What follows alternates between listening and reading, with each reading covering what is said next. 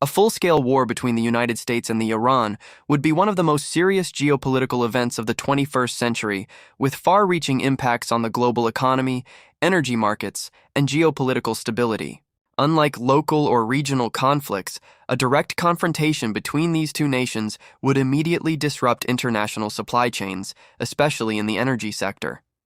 Iran controls part of the Strait of Hormuz, a narrow but critical waterway through which roughly 20% of the world's oil and liquefied natural gas flows every day.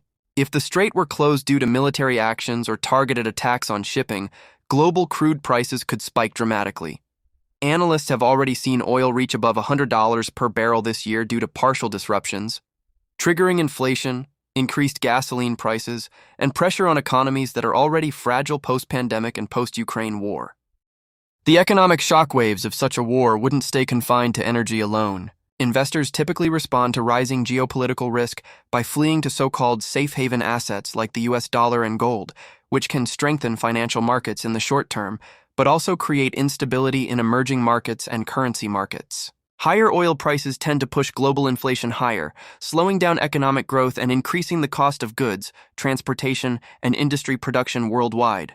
In the developed world, consumers could face higher gasoline and heating costs, while businesses see rising operational expenses, and investors react with volatile stock markets. Developing countries that rely on oil imports or have weak economic buffers could be hit hardest, facing recessionary pressures and reduced growth prospects. Meanwhile, the conflict would take a heavy toll on both nations directly involved.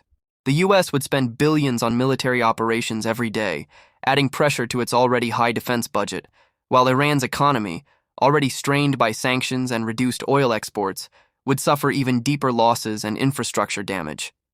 The longer the fighting drags on, the greater the risk of prolonged oil supply disruption, which could push energy markets into one of the tightest supply-demand conditions seen in decades.